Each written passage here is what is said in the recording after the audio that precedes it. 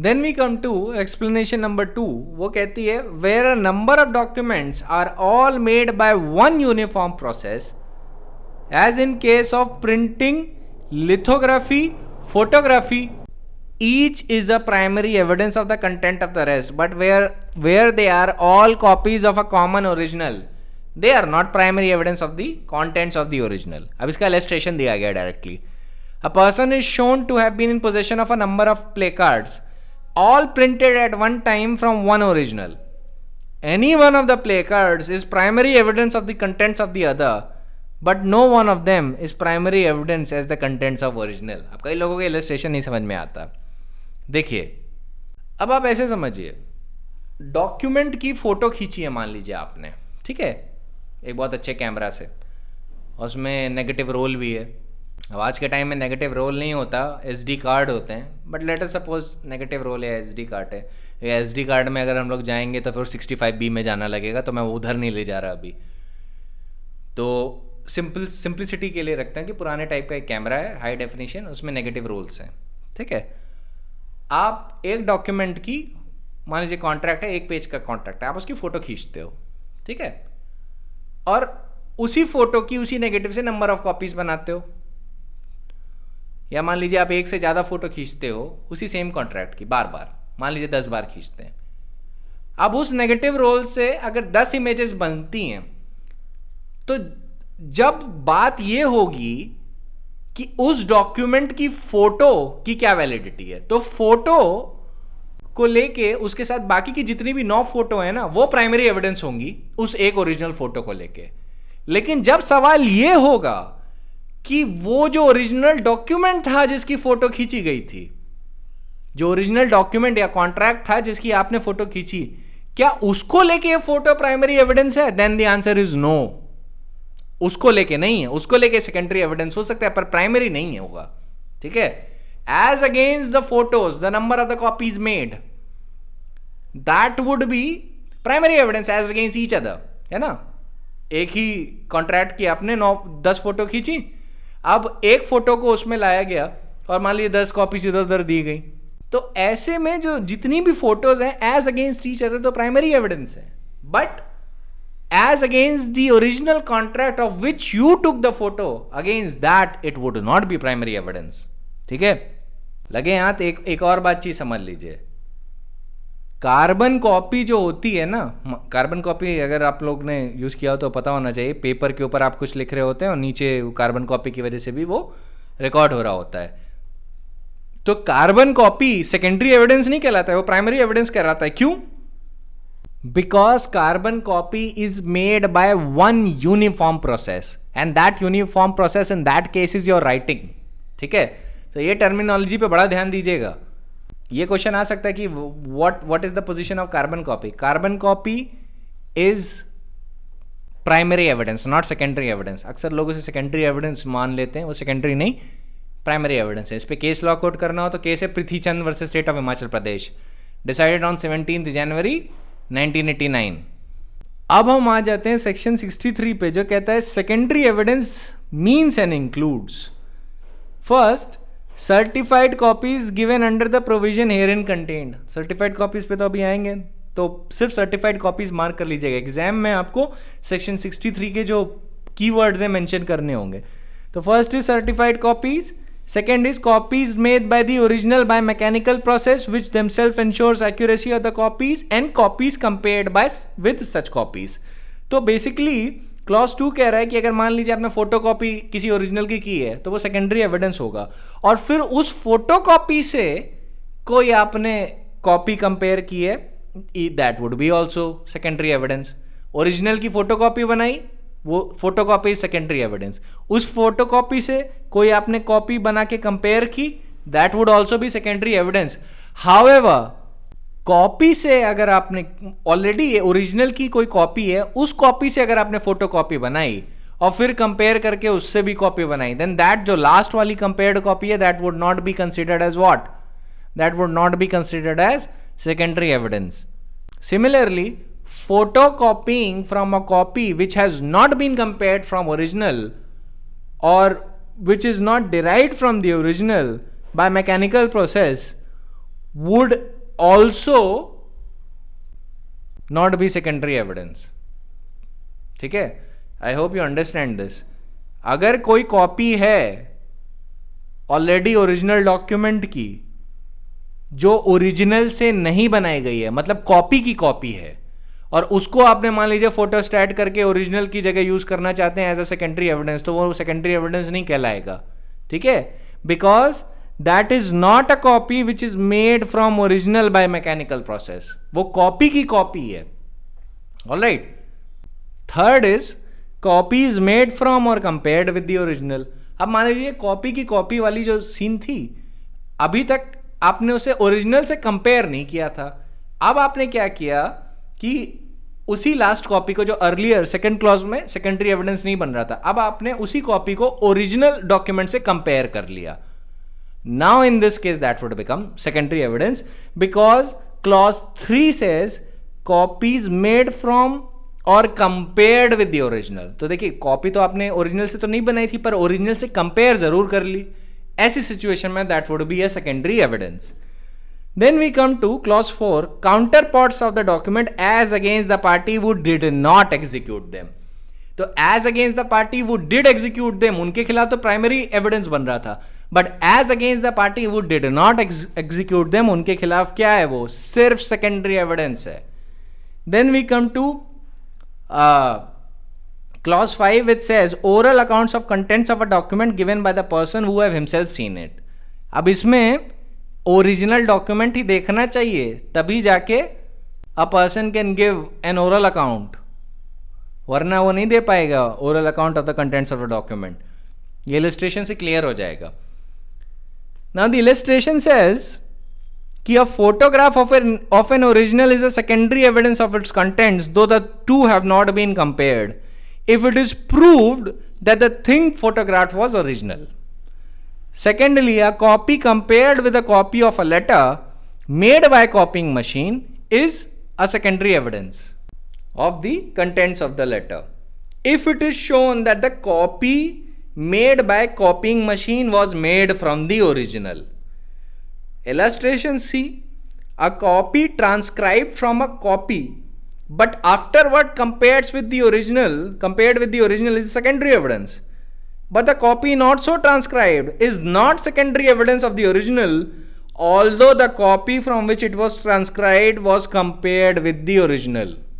देखिए क्या कह रहा है, कॉपी से अगर आपने कॉपी बनाई और अगर ओरिजिनल से कंपेयर नहीं किया तो that would not be what, that would not B secondary evidence, even though जिस कॉपी से आप कंपेयर कर रहे थे उसको ओरिजिनल से कंपेयर किया गया था. ये इलस्ट्रेशन एज इट इज आ जाते हैं एग्जाम में, इस इलस्ट्रेशन का ध्यान रखिएगा. ये सारे illustration D, neither an oral account of a copy compared with the original nor the oral account of the photograph और machine copy of the original is secondary evidence of the original. तो basically ये कह रहा है original document देखा हो तभी बोल सकते हैं, वरना नहीं बोल सकते. अब देखिए सर्टिफाइड कॉपीज की थोड़ी सी बात कर देता हूँ. देखिए सर्टिफाइड कॉपीज को लेके सेक्शन 76, 77, 78, 79 और 86 अप्लाई करेंगे. अब जितनी भी सर्टिफाइड कॉपीज होती हैं उनकी correctness is presumed under section 79. तो सर्टिफाइड कॉपीज पे अभी हम लोग आगे आएंगे. So right now we are leaving that discussion क्योंकि already it is much elaborated in evidence act. तो बेसिकली आपको ये समझने में कोई दिक्कत नहीं हो रही होगी कि मॉडर्न डे में फोटोकॉपीज सेकेंडरी एविडेंस में जाएंगी. ठीक है, लेकिन सेकेंडरी एविडेंस को लेके कुछ नुआंसेस ऐसे हैं जो जब तक आपने कोर्ट का प्रोसीजर ना देखा हो ना तब तक आपको समझ में नहीं आएगा. वो इशू है परमिशन का and when are you entitled to lead secondary evidence.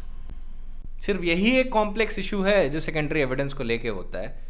पर पहले मैं थोड़ा आपको एक जनरल सी कुछ बातें बता देता हूँ. पहली बात तो ये मत समझिएगा कि ये जितनी भी चीज़ें जो मेंशन्ड है यहाँ पर कि ये ना कैटेगरी मेंशन है certified copies, copied made from mechanical process etcetera etcetera, ये ऑर्डर ऑफ प्रेसिडेंस नहीं है. इसमें जितनी भी कैटेगरीज बताई गई हैं ये सारी इक्वल वैल्यू की हैं. तो ऐसा मत समझ लीजिएगा कि oral account of the content of the document would have less value than a photocopying machine. नहीं, ऐसा नहीं है. जितनी भी पूरी की पूरी कैटेगरी हैं वो इक्वल वैल्यूज़ की हैं। तो certified copy is equivalent to your photocopying machine copy whatever has been obtained, and then if let us suppose none of the other categories are available and the only evidence that is available on the record is the oral account of the person who has seen the original document, then even that is a sufficient secondary evidence. तो ध्यान रखिएगा, as far as admissibility goes and as far as reliance goes, उसमें जो legislature ने अपने wisdom में इन categories के बीच में कोई हायरार्की नहीं बनाई है कि ये हायरार्की ऊपर है और वो नीचे, no, that's not the case. लेकिन प्रैक्टिकली बता देता हूँ, ये तो थियोरेटिकल बात हो गई थी कि ये डियोर्ड गिलबर्ट वर्सेस रॉस में बोला गया था कि all the categories that has been mentioned are of equal ranking and that is the law in India as well. लेकिन प्रैक्टिकली आपको एक बात बता देता हूँ, प्रैक्टिकली जब आप कोर्ट में जाएंगे तो ओरल अकाउंट्स पे अगर रिलाई करेंगे regarding the contents of the original document, तो उसमें जो विटनेस बोल रहा है उसकी क्रेडिबिलिटी की वैल्यू कोर्ट एनालाइज करेगा। तो जितना क्रेडिबिलिटी उस विटनेस की हाई होगी उतना ही ओरल अकाउंट्स को रेलेवेंस देगा कोर्ट, मतलब प्रोबेटिव वैल्यू कंसिडर करेगा court, otherwise it will not consider it. ठीक है, प्रैक्टिकली अगर आप देखेंगे तो ऑब्वियसली जो कोर्ट्स हैं they would much rather rely on a photocopy of the original than the oral accounts of a particular person. लेकिन थ्योरेटिकली स्पीकिंग ऐसा कोई हायरार्की लेजिस्लेचर ने क्रिएट नहीं किया है।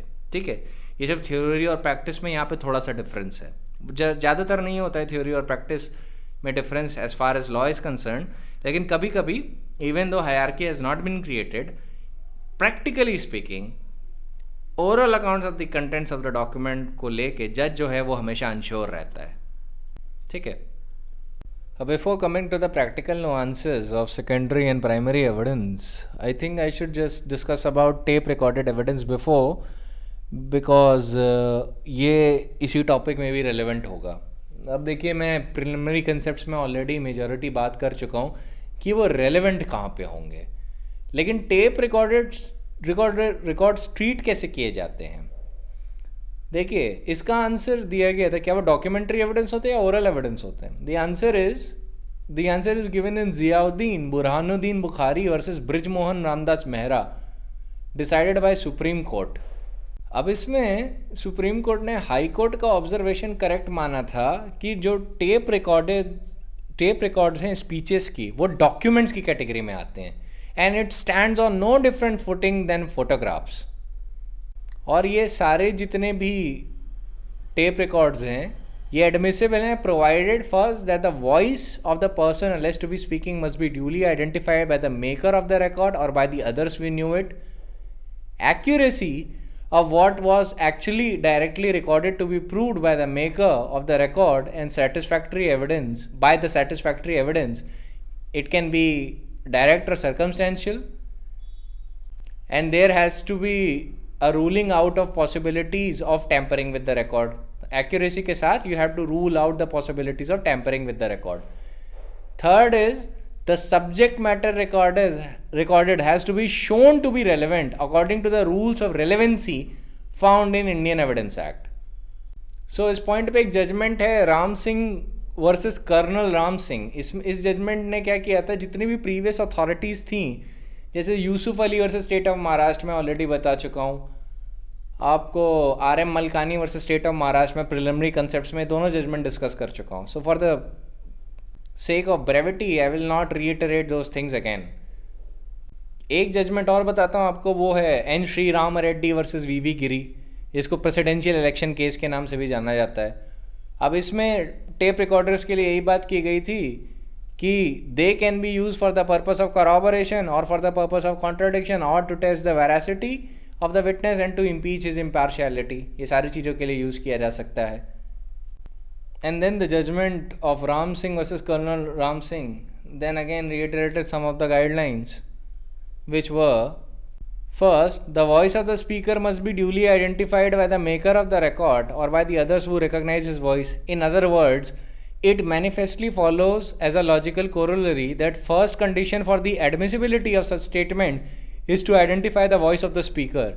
where the voice has been denied by the maker, it will require very strict proof to determine whether or not it was really the voice of the speaker. Secondly, the accuracy of the tape recorded statement has to be proved by the maker of the record by satisfactory evidence. It can be either direct or circumstantial. Thirdly, every possibility of tampering with or erasure of the part of the recorded statement must be ruled out, otherwise it may render the statement out of context and therefore inadmissible. अगर tampering पा लिया court ने, ध्यान रखिएगा, फिर court कहेगा अभी irrelevant हो गया. So there should be every possibility of ruling out that the record has been tampered. ठीक है, टैंपरिंग की जितनी भी पॉसिबिलिटीज हैं have to be ruled out, and that is the duty of the party who is presenting such evidence. Fourth, statement must be relevant according to the rules of Indian Evidence Act. And fifth, the recorded cassette must be carefully sealed and kept in a safe or official custody.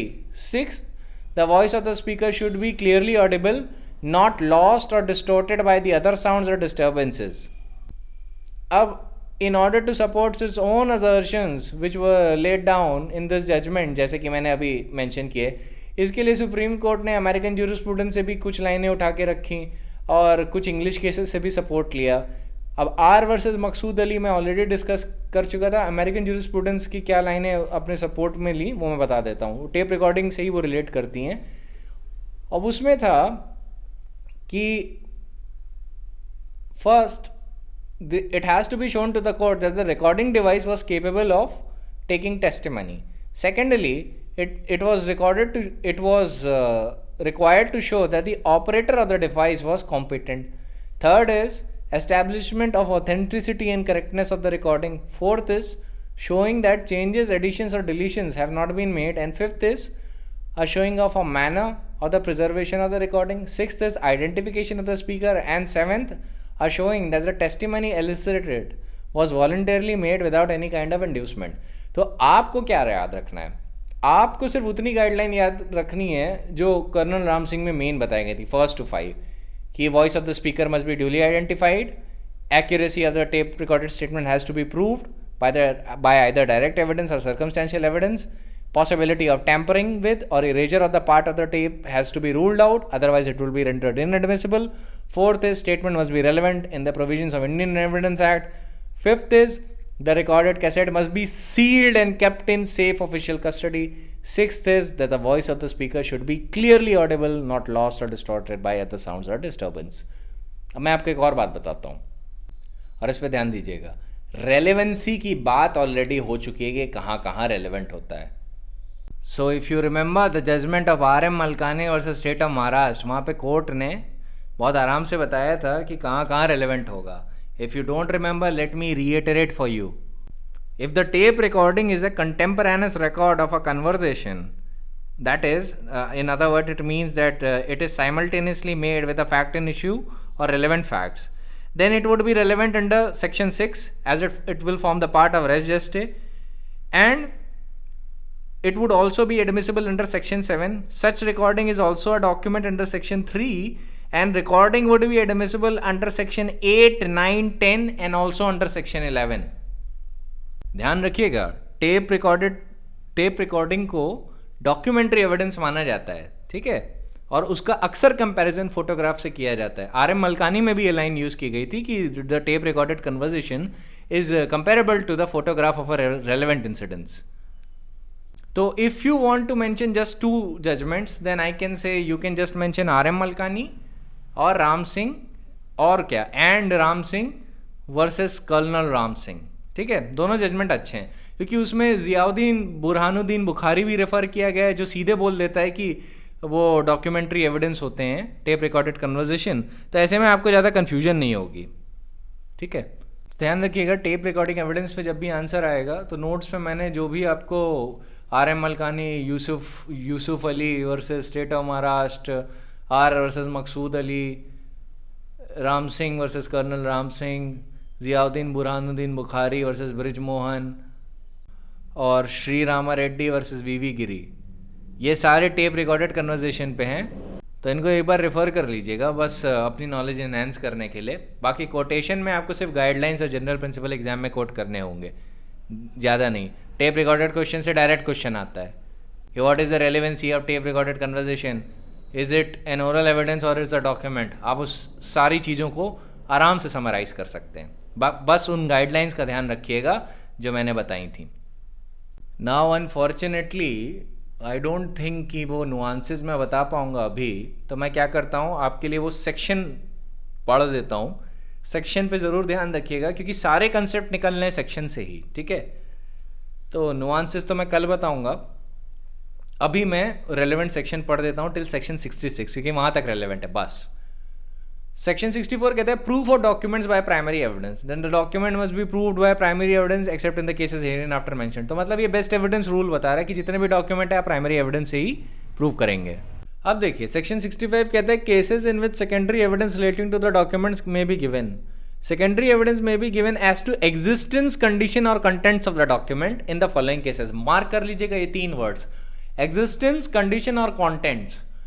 A, where the document, where the original is shown or appears to be in possession or power of the person against whom the document is sought to be proved, or any person out of the reach of, not subjected to the process of the court, or any person legally bound to produce it, and when after the notice mentioned in section 66 does not produce it. अब देखिए clause A को ना आपको section 66 से read करना है, तो उसको वहाँ पे ब्रैकेट्स में मार्क कर लीजिए या लिख लीजिए अलग से.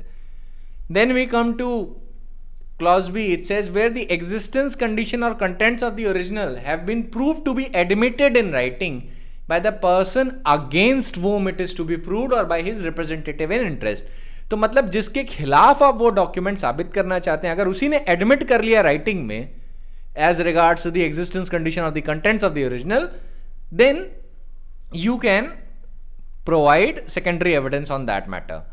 Third is, that is clause C, when the original has been destroyed or lost, or when the party offering evidence for its content cannot for any other reason not arising from his own default or neglect produce it in a reasonable time. ये पूरा clause mark कर लीजिए, बहुत ज़रूरी है, इसको याद कर लीजिएगा. जब ओरिजिनल डॉक्यूमेंट डिस्ट्रॉय हो गया या खो गया है और जो पार्टी जो एविडेंस देना चाहती है उसका वो रीजनेबल टाइम में उसे प्रोड्यूस नहीं कर सकती है और वो कॉज उसकी खुद की गलतियों से अराइज नहीं कर रहा है, then in those situations you are entitled to give secondary evidence of its contents. Then we come to clause D which says the original is of such nature as to be not easily movable. मान लीजिए किसी मूर्ति पे लिखा हुआ है या statue पे लिखा हुआ है. In that case that would be difficult for you to move it from one place to the another, right? So in that situation, if the original is not easily movable, then in that situation you can give secondary evidence. When the original is a public document within the meaning of section 74. F is when the original is a document of which the certified copy is permitted by Evidence Act or by any other law in force in India to be given in evidence. ठीक है. Then we come to clause G which says when the original consists of numerous accounts of other documents which cannot be conveniently be examined in the court and the fact to be proved is the general result of the whole collection. अब आते हैं main line पे जो section 65 की. वो कहता है in cases A, C, D secondary evidence of the content of the document is admissible. मतलब ए में, सी में और डी में आप सेकेंडरी एविडेंस दे सकते हैं. In cases B written admission is admissible. अब देखिए इन सारी चीजों को आपको अभी से ध्यान रखना है, तभी 65 इज इंपॉर्टेंट. इसमें सेक्शन को अपना सेकंड नेचर बना लीजिएगा, ये वाला सेक्शन इंपॉर्टेंट है और सेक्शन 66 भी इंपॉर्टेंट है. तो इन केसेस भी the written admission is admissible. जो रिटन एडमिशन की बात नहीं करता, जिस पार्टी के खिलाफ आप डॉक्यूमेंट प्रूव करना चाहते हैं वही पार्टी अगर रिटन में एडमिट कर ले, then you are entitled to give secondary evidence. तो इन केसेस भी the written admission is admissible. In cases E and F certified copy of the document only is admissible and no other kind of secondary evidence. तो इन cases E where the original is a public document and in F where certified copy is permitted by this act or any other law for the time being in force in India, उन दोनों situation में आप सिर्फ certified copy दे सकते हैं और किसी और तरीके का सेकेंडरी एविडेंस नहीं दे सकते. Then comes the case of the clause G which says the evidence may be given as a general result of the document of any person who has examined them and who is skilled in examination of that document. तो ये आपका case ज़्यादातर आएगा जब company के accounts verify करने हैं, तो कोई चार्टेड अकाउंटेंट उस चीज़ को वेरीफाई कर रहा है, वो पूरा एनालाइज करता है और फिर अपनी एक रिपोर्ट मान लीजिए कोर्ट को सबमिट करता है या ट्राइब्यूनल को सबमिट करता है. So that would be with in the purview of clause जी. तो उसको थोड़ा होलिस्टिकली समझिएगा. दिक्कत आपको कहाँ पे आएगी? दिक्कत आपको आएगी ACD में, जहां पे any secondary evidence of the content of document is admissible. मतलब 63 में जितने भी तरीके के सेकेंडरी एविडेंस की बात हो रही थी वो सारे दिखाए जा सकते हैं. ऐसा आप क्या कहते हैं क्लॉज बी के केस में नहीं कर सकते जहां पे सिर्फ रिटन एडमिशन चलेगा, और क्लॉज ई और एफ के केस में नहीं कर सकते जहां पे सिर्फ सर्टिफाइड कॉपी चलेंगी, और जी के केस में भी नहीं कर सकते जहां पे there has to be a general result of the examination of such document by a person who is skilled in examination of such document. तो आपको प्राइमरली A, C और D का पूरा स्कोप समझना है, क्योंकि जब लेजिस्लेचर रिस्ट्रिक्ट किए दे रहा है कि B में सिर्फ रिटन एडमिशन एडमिसिबल है और E और F में सिर्फ सर्टिफाइड कॉपीज एडमिसिबल है और कुछ भी नहीं, तो आपके लिए चीज़ें आसान हो जाती हैं कंपैरेटिवली. यस, क्योंकि उसमें फिर ज़्यादा दिमाग नहीं लगाना होता. B में बस इस बात का ध्यान रखिएगा, रिटन एडमिशन उसका एडमिसिबल है जिसके खिलाफ डॉक्यूमेंट या एग्जिस्टेंस या उसके कंटेंट्स प्रूव होने हैं, या उसके रिप्रेजेंटेटिव इन इंटरेस्ट जिसके खिलाफ आप प्रूव करना चाहते हैं वो एडमिट कर लें, और वो एडमिशन राइटिंग में होना चाहिए, वो ओरल नहीं चलेगा. स्कोप आपको पूरा समझना है ACD का. अब सेक्शन 66 देखिए. अब ये कहता है secondary evidence of the contents of the document referred to in section 65 clause A shall not be given. मतलब नहीं दिया जाएगा unless the party proposing to give such secondary evidence has previously given the party in whose possession or power the document is, or his attorney or pleader, such notice to produce as is prescribed by law. And if no notice is prescribed by law, then such notice as the court considers reasonable in the circumstances of the case. अब एक थोड़ी सी चीज़ आपको define कर देता हूँ. Possession तो आप समझते होंगे कि किसी की पोजेशन में अगर कोई डॉक्यूमेंट है तो उसका क्या होगा, लेकिन पावर में रहने का क्या मतलब है? What do you mean by power? अब ऐसे समझ लीजिए कि कोई डॉक्यूमेंट जो है वो आपके एजेंट के पास है या आपके एम्प्लॉय के पास है, and you are the principal और द बॉस, ठीक है, और वो तब तक उस डॉक्यूमेंट से पार्ट नहीं कर सकता जब तक आप परमिशन ना दे दें. तो प्रैक्टिकली होगा ये कि हालांकि जहां तक पोजेशन की बात की जा रही है वो तो हो सकता है उस एजेंट या एम्प्लॉय के पास हो उस डॉक्यूमेंट की, लेकिन under whose power that document is under your power. ठीक है. So having said that, I read the proviso. Proviso कहता है provided that no notice shall be required in order to render secondary evidence admissible in any of the following cases or in any other cases in which the court thinks fit to dispense with it. First, when the document proved is itself a notice. मतलब जब जिस document को साबित करना चाहते हैं वो खुद ही नोटिस है, तो उस सिचुएशन में नोटिस रिक्वायर नहीं होती in order to render secondary evidence admissible. Secondly, when from the nature of the case the adverse party must know that he will be required to produce it. जब case का nature ही ऐसा हो, the adverse party must know that he will require to produce it. ठीक है, मान लीजिए पूरा case hinges on a contract और एडवर्स पार्टी को पता है कि यहाँ पे कॉन्ट्रैक्ट प्रोड्यूस करना है.